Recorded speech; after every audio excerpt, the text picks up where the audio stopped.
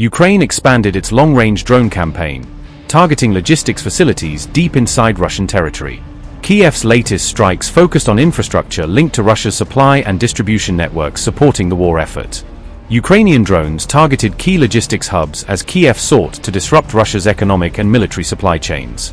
The latest attacks reflect Ukraine's strategy of increasing pressure on Russian logistics beyond the battlefield. Ukraine has expanded its long-range drone campaign deep inside Russia, targeting Wildberries logistics facilities for the first time. The online retail giant, often described as Russia's Amazon, has emerged as a new target in Kyiv's effort to disrupt Russian logistics. Ukrainian officials have said the campaign aims to weaken Russia's supply network while bringing the effects of the war closer to Russian territory. Ukrainian drones struck two logistics centers operated by Wildberries in Krasnodar Krai and the Stavropol region, according to reports. Regional authorities said the facilities in Krasnodar and Novosibirsk sustained damage during the overnight drone attacks. Russian officials said one employee was killed and several others were injured in the strikes on the logistics centers. In a separate attack, a Ukrainian drone strike on an oil depot in Armavir killed another worker and triggered a major fire. Authorities said more than 16 drones targeted Armavir, where falling debris ignited an 800 square meter blaze at the fuel facility. Ukraine also said MiG-29 fighter jets struck Russian assault positions in Kursk Oblast to slow advances toward the Sumy region. Kyiv said the aircraft used GBU-39 and AASM Hammer precision-guided bombs against Russian assault groups and drone positions. In Crimea, Sevastopol Governor Mikhail Razvozhayev said Russian air defenses shot down 4 Ukrainian drones overnight. Razvozhayev said air defense units and mobile fire groups successfully repelled the latest drone raid on the city. Meanwhile, Russia said it carried out overnight strikes against Ukrainian military targets in the Odesa region using precision weapons. Moscow claimed the attacks hit port infrastructure, fuel storage depots, and 2 vessels allegedly carrying military cargo. Russia's defense ministry also claimed it destroyed a Neptune II coastal missile battery near Kovalevka in the Odesa region. The Russian ministry further said a Novaya Pokhta logistics hub allegedly used to support Ukrainian military operations was also struck.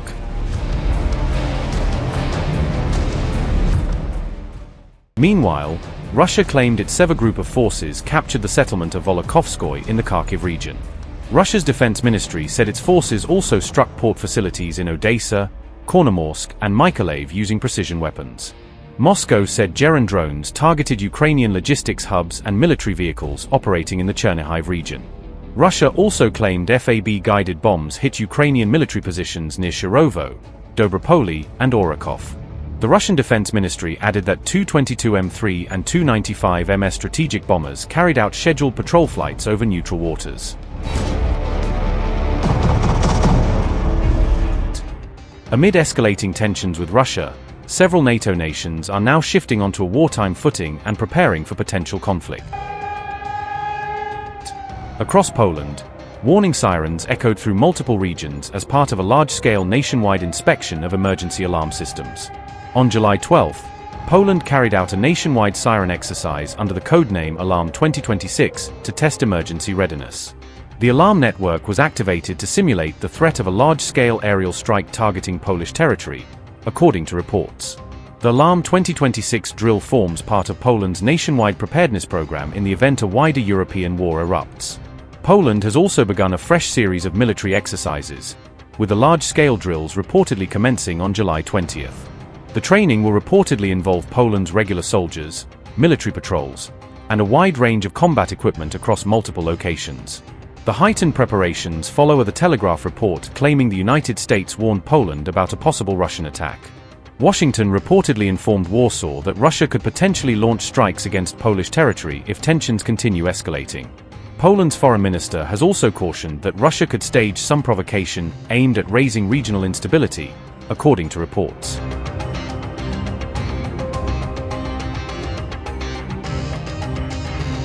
Meanwhile, relations between Poland and Ukraine are growing increasingly strained after Russia released controversial World War I-era historical details.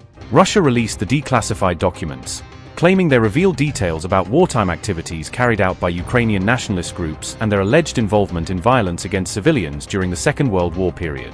The files reportedly describe the activities of an organization of Ukrainian nationalists unit led by Dmytro Kupiak, who was also known by the nickname Clay, according to Russian archival records.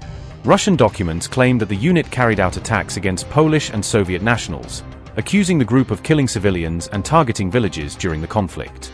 The released material alleges that Polish residents were specifically targeted during raids carried out in areas of western Ukraine, where ethnic tensions and wartime violence were particularly intense. The move comes as Poland observes a day of remembrance for victims of the Ukrainian Insurgent Army, or UPA, with Warsaw continuing to highlight the historical suffering of Polish civilians during the period. Polish estimates say that around 100,000 civilians were killed during the Volhynia massacres between 1943 and 1944, a period that remains one of the most disputed chapters in Polish-Ukrainian history. Poland officially recognizes the Volhynia massacres as genocide, while Ukraine continues to honor the UPA as a movement that fought for Ukrainian independence against occupying forces. The legacy of the OUN and UPA remains a highly sensitive and controversial subject in Ukraine-Poland relations, with both countries holding different interpretations of the group's historical roles. The dispute over these wartime events has become a major diplomatic issue between Warsaw and Kyiv, affecting discussions over historical memory and bilateral relations. Last month, Polish President Karol Nawrocki removed Ukrainian President Volodymyr Zelensky from Poland's highest honor list, a move seen as reflecting growing tensions over unresolved historical disagreements. Polish President Karol Nawrocki has revoked the Order of the White Eagle that had previously been awarded to Volodymyr Zelensky, marking a significant development in relations between the two countries. The move followed Kyiv's decision to honor a military unit that uses traditions associated with the UPA. The issue has reignited long-standing historical tensions between Poland and Ukraine.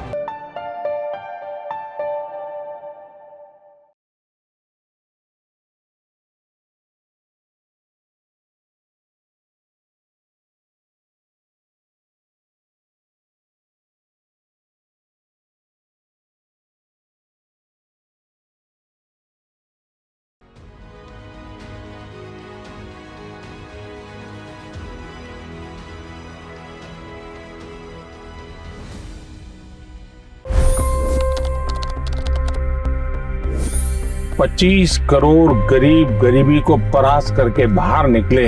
For the good of our nation, let's work together and let's truly make America great again. The fastest news breaks. Requested PM saying that look, you will have to speak to Putin and to Zelensky. The biggest newsmakers. The relationship with India is probably the most important bilateral relationship the U.S. will have for the rest of this century. The capital delivered quite an election result today. Expert analysis. The million-dollar question today is how to stop this dance of death. Ground reports. I'm standing at the crossroad of the Kumbh Mela. Behind me are more than 100 entry ghats. Long-form interviews. Exclusionary politics is reflected in Manipur case as well. You don't bother because this is a small state. Have you ever wondered what happens when a banking dynasty meets tides of world history, intrigue, and a dash of myth? Why exactly did the US topple the Sheikh Hasina government? HD videos. We don't just break news, we break it down.